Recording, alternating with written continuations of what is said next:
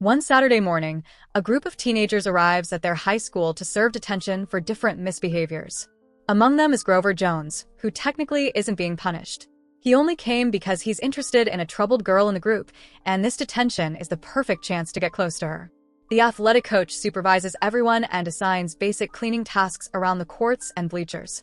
Everything seems routine until an alarm suddenly blares through the loudspeakers. A voice urgently warns everyone to go inside and stay there.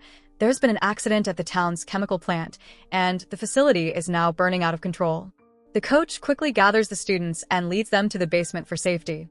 They hear loud explosions echoing from outside, and anxiety begins to rise. Some students panic about their families. When one of them briefly checks outside, he sees the entire city covered in flames and smoke.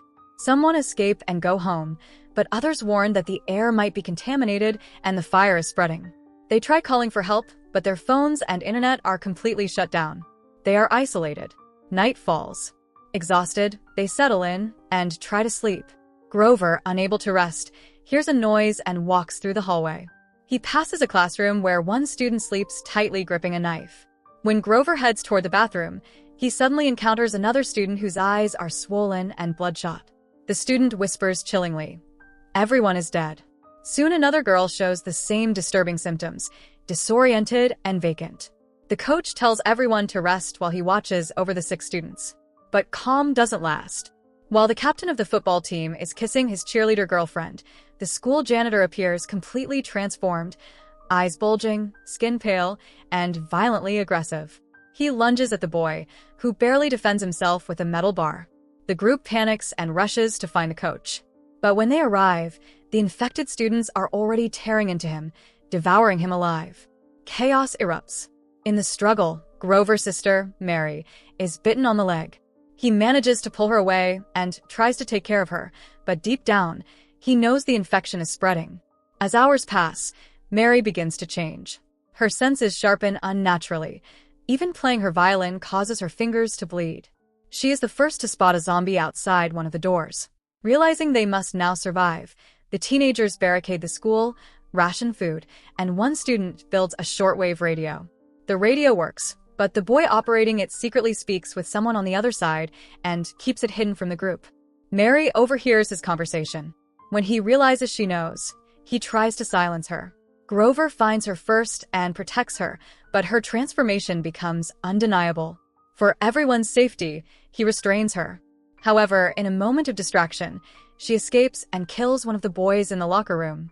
The team captain and his girlfriend find the body and barely escape from Mary, now fully monstrous. Grover is attacked as well but manages to lock her in a room. Still, he begs the others not to kill her. He's desperate to believe she can still be saved.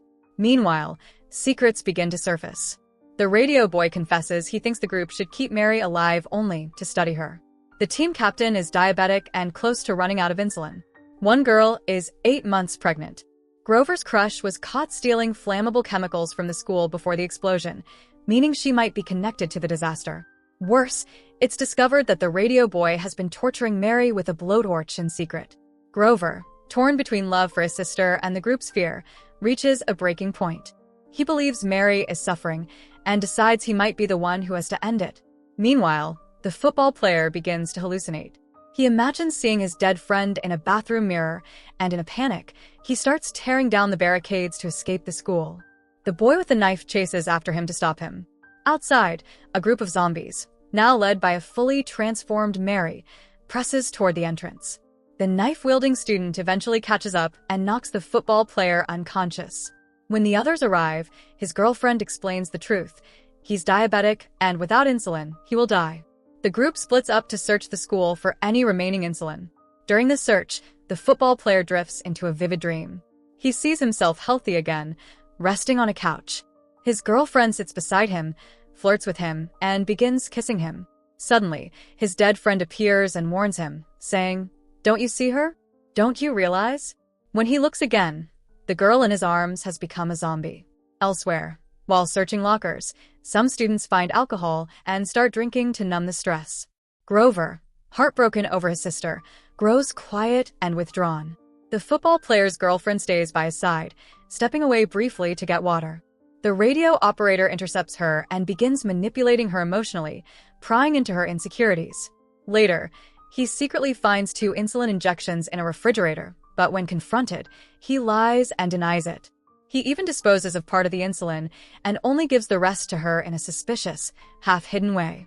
While the football player remains unconscious, the hallucinations continue. In one vision, he sees his best friend again, this time as a snarling zombie, inches from his face. The terror freezes him. Meanwhile, in the cafeteria, the mood is briefly lighter. The girls melt cheese over French fries and share it with everyone. They toast the radio operator, thinking he saved the football player by finding the insulin. Some suggest honoring those who were lost. The troubled girl takes paint and writes the names of the dead across the wall. The group stands in silence. But tensions return quickly. That same girl confronts the radio operator for lying about searching the principal's office.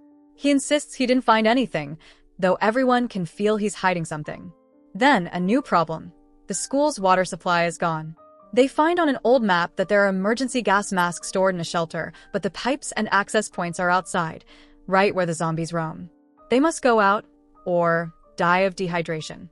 The radio operator suggests building improvised flamethrowers, even though they risk triggering alarms. Instead, Grover's crush proposes another plan. She and the football player's girlfriend can crawl through the ventilation ducts to reach the science lab and create a gas that temporarily knocks the zombies unconscious. They go through with the plan. In the lab, they're attacked by a zombie but manage to kill it by stabbing it through the chest with a broken stick. They return with the chemicals, and the group welcomes them back as heroes. The football player's girlfriend proudly tells her boyfriend everything. Meanwhile, the other girl begins mixing the gas. But no one realizes the zombie they stabbed has now pulled the stick from its chest and is dragging itself through the same ventilation ducts they used. During this time, the football player's girlfriend and the pregnant girl, who previously didn't get along, finally talk and work through their resentment. The pregnant girl reveals her condition publicly, and instead of shame, she receives support. As the gas mixture settles, Grover and the girl preparing it take a moment to dance, just a small escape from their nightmare. But the piece ends quickly. Growling echoes through the hallways. One of the air vents shifts. Grover hears the radio operator speaking secretly through the ducts. When confronted, the radio operator claims the gas doesn't work. To prove him wrong, the girl releases a small dose, and he immediately falls asleep, along with the boy holding the knife. The gas does work. The troubled girl decides to record a video confession. Through tears, she admits everything. She started this.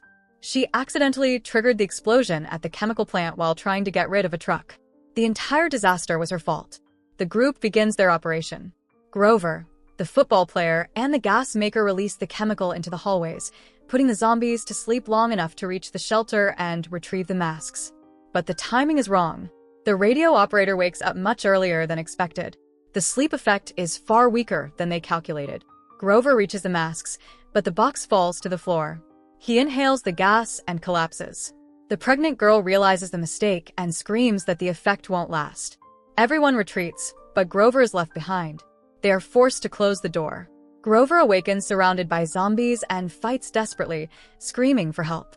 Outside, his friends devise a desperate rescue, use chairs as shields, and force their way back in to pull him out alive.